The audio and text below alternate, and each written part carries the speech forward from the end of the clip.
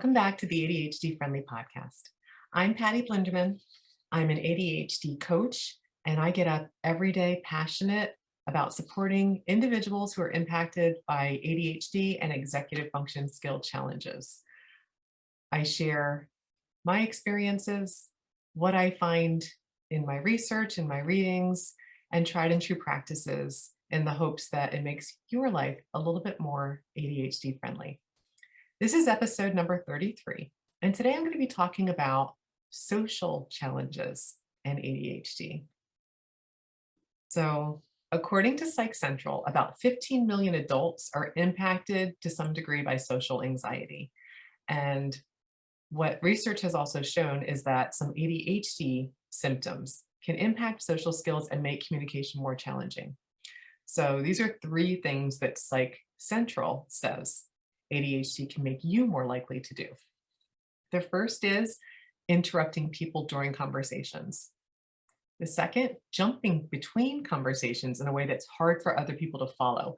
You might know where you're going, but other people may not make the connection when you go off into an example from something that they've never participated in, or they aren't making the connection with you, and you might lose them. And the third is getting distracted during social interactions where you lose the thread of the conversation. So maybe you jumped around a bit and then you lost the thread and you couldn't remember what you were trying to get back to.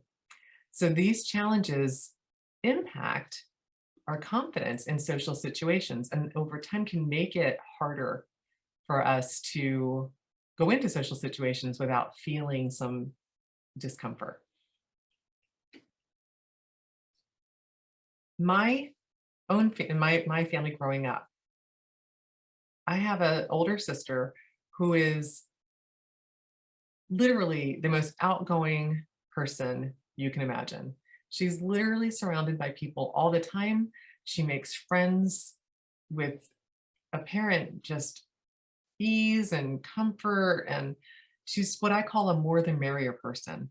If you're going out to lunch and she's walking down the street, or she's driving out in her car and she sees a neighbor, hey, we're going to lunch, do you want to join us? Like, that's just who she is and always who she's been. I'm the opposite. I've always had maybe 1 to 3 really good friends at a time. I call myself a less is more kind of person. And for the friends that I've made through my life, except for my very longest and dearest friend, my best friend Lisa, who I made friends with just relative ease and never really had to work at it. We've just, kind of connected instantly when we met each other and have just always been friends. Outside of that, I've always had to work at making friends. It took effort, it took energy, it took time. Each one was so worth it. And as I get older, I've built the skills that I need to make friends, but instead of becoming easier, it's actually become harder to make new friends. And I've moved around in my adult life several times, and each time I was in a new place, I found I had to really use those muscles of making friends, the skills that can be challenging with ADHD to make new friends. And a few years ago, I moved yet again to another new state where I know nobody. And this time around, it was even more difficult because it was impacted by the pandemic.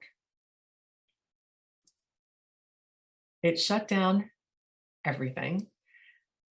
But in a lot of ways, it was much easier for me to tolerate the social exclusion that the pandemic created, because it was an excuse for me not to need to be social. I didn't need to go out and try to make friends and connections.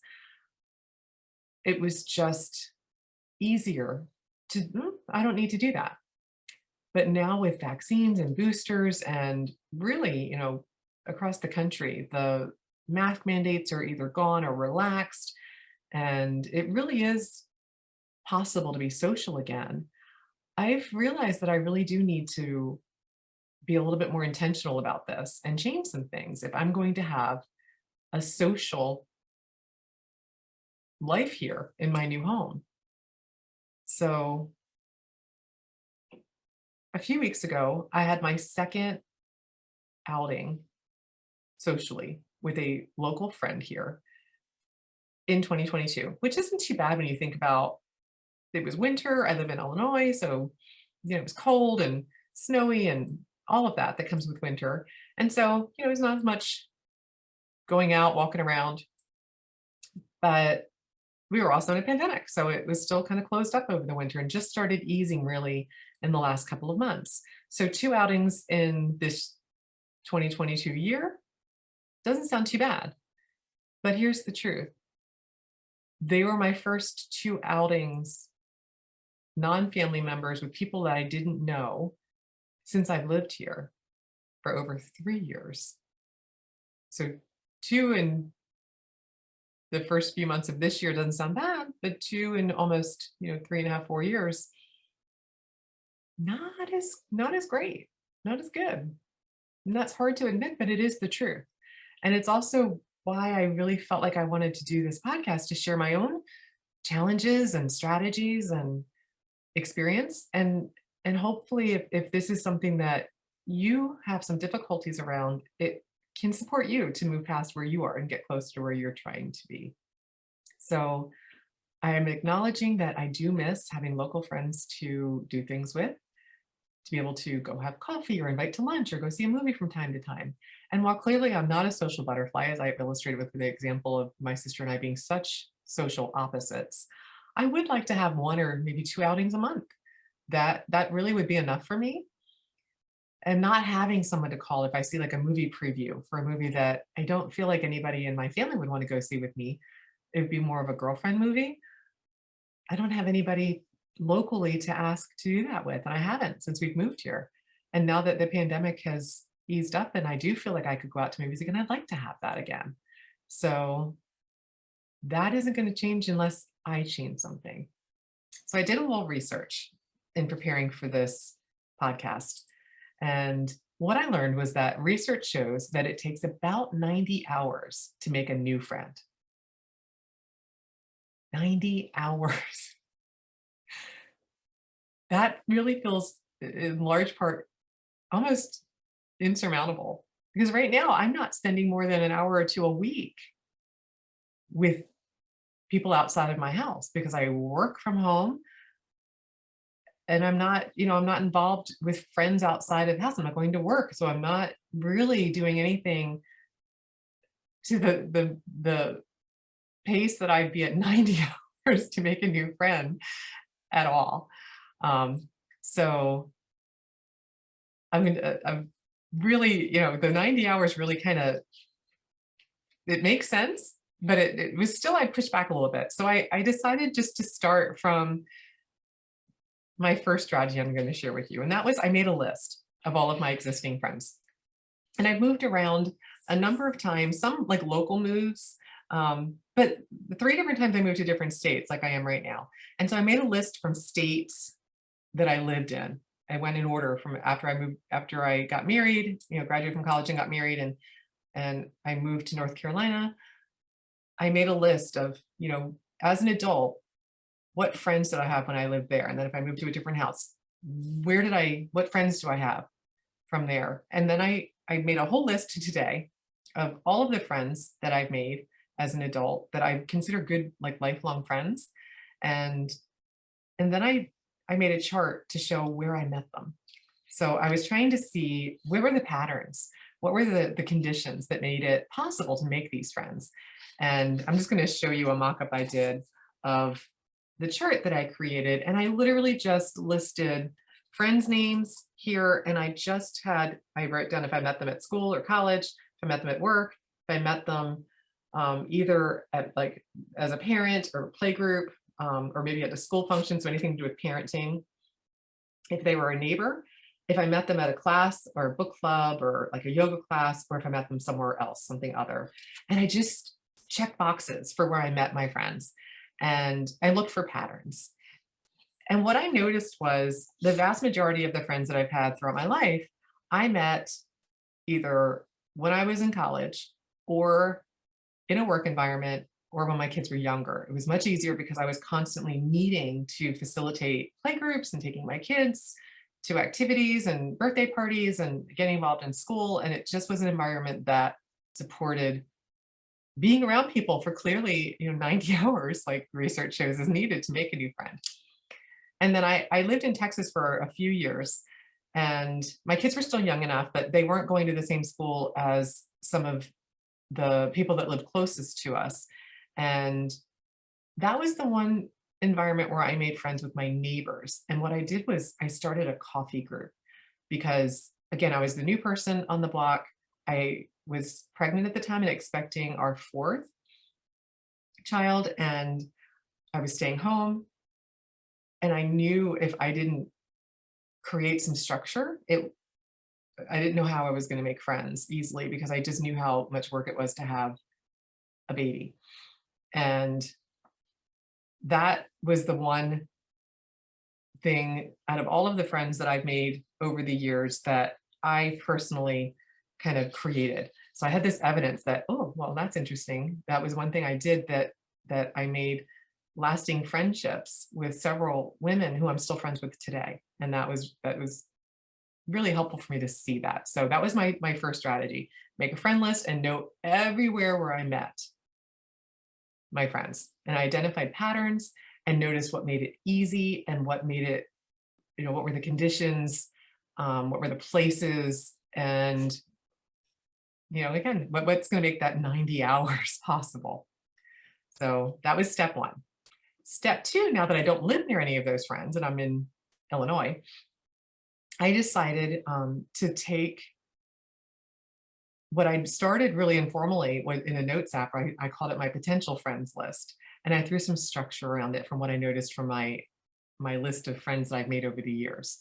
And so I listed all of the people I've come in contact with, my neighbors, my hairdresser, the people I belong to a knitting group. So the people in my knitting group, parents of any of my kids' friends that I've met since we've lived here, people I knew before I moved here that lived here, who I was friends with virtually, but not in person.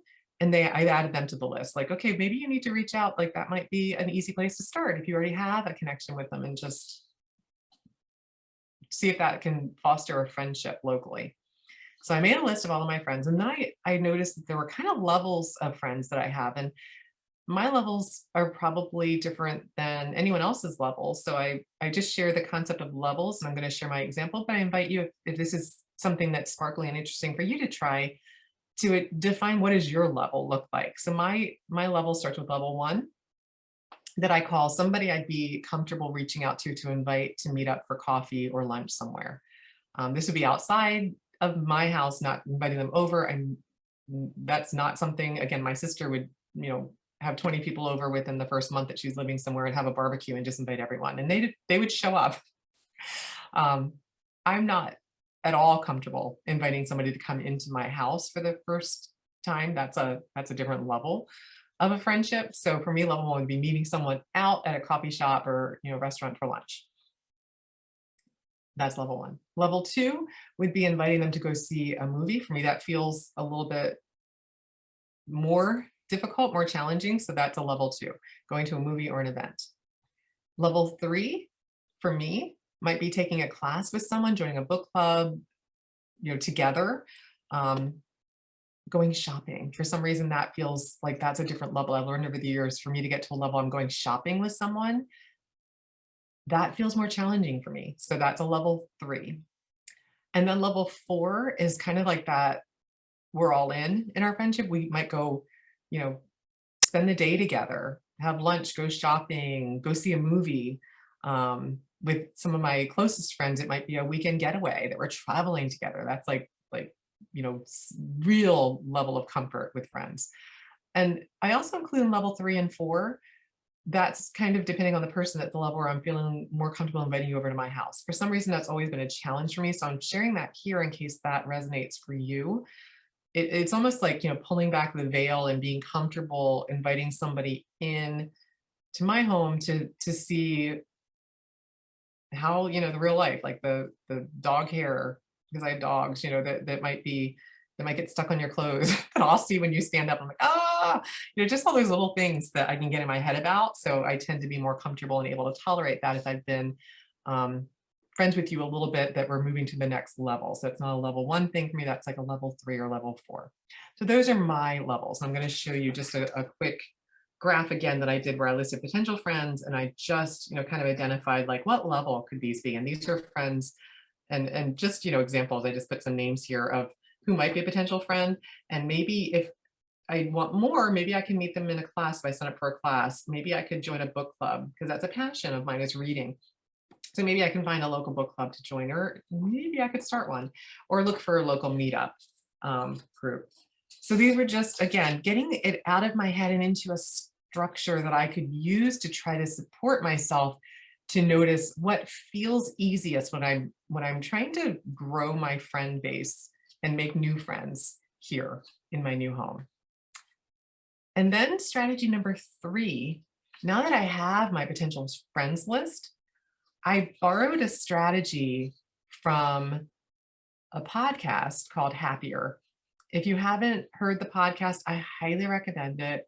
It's a podcast with Gretchen Rubin and her sister Elizabeth, and they come out with a new podcast every week. It has great structure, great tips, lots of fun, good energy when they're talking together. It's just so much fun. I look forward to it every week. And I've been listening to them for a few years now, and they share this strategy every year. This year it's 22 for 22 list. So 22 things that you want to do in 2022. And I've used this to throw structure around my goal to make more social connections, more friends locally. And so I call it my social outings 22 for 22 list. And I literally just on a piece of paper, wrote 1 through 22, and I have a little checkbox next to each number where I'm just listing out where I can write down the 22 social challenges that I succeeded with in 2022. So basically 2 a month roughly is what I'm going for. And I get to count anything that feels challenging socially. So my intention is to make more local connections, but I also recognize that if I challenge myself anywhere socially, it's building up my social skills muscles. And so I'm going to share with you how I'm doing so far. So this is my update. I've been doing this for I'm going to take you through April, even though I know this podcast is coming out later. I'm going to take you where I am through the end of April. And I have hit my goal of 8 outings in the first 4 months of the year. So I am roughly at 2 a month, so exactly where I wanted to be. But let me tell you what qualified as those 8 outings. 3 of the 8 were family related. So dinner out with family members, not that live with me. So with my sister, her husband, my brother, his wife. So immediate family, in-laws kind of family who don't live near me. So, kind of planning that and navigating that to make it happen. That was 3 of them. One event I'm counting, even though it didn't happen. So it was planned with, again, I reached out to a local friend and we scheduled lunch. And so I planned the train into the city, and I was all ready to go, and she needed to cancel the morning of.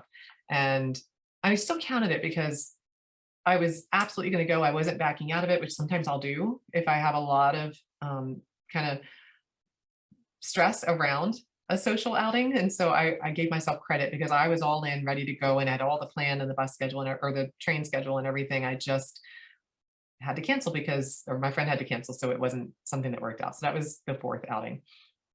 Now I'm counting. 2 of the remaining 4, and this one's hard to admit, but 2 of them that I counted were actually funerals. So yes, I counted 2 funerals, 2 different funerals as social outings. And it's because each one required me to exert social effort.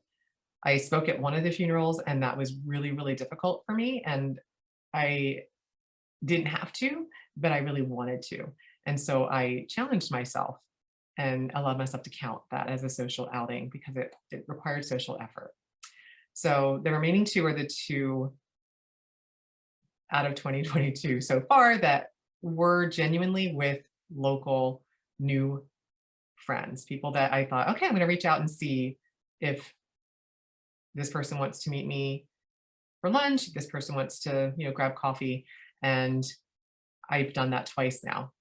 And I don't know if I would have done the 2 without the other social challenges being allowed to be counted so I could see the progress. So I just really want to drive that point for me. That was really important to acknowledge any and all progress and count all social outings that require effort for me.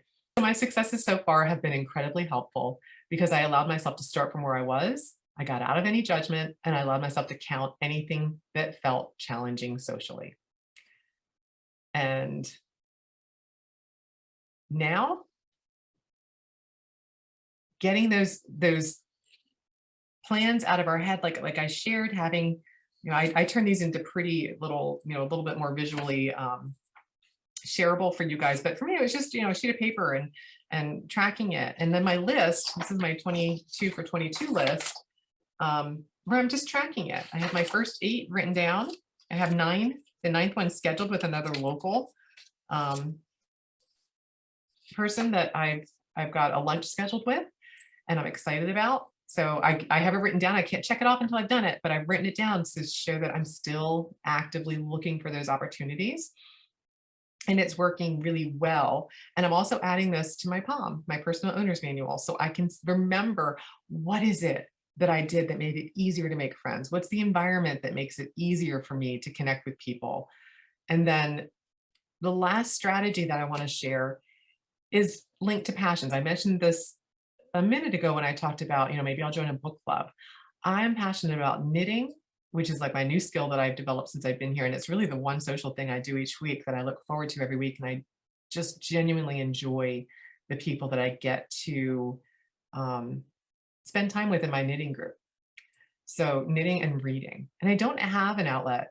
I don't belong to a book club here, or, I'm not able to talk books with people since I've moved here. And I thought, that would be sparkly. That would be something I would be motivated to find or to create potentially. So that's on my list. So I invite you just to think about, what are you passionate about? Because what I've learned from my own patterns is if there's something I'm passionate about, it pulls my bravery up and helps me step outside my comfort zone with a little bit more ease.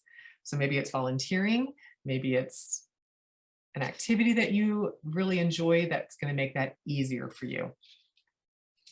I almost had a second activity that I could write down for this month.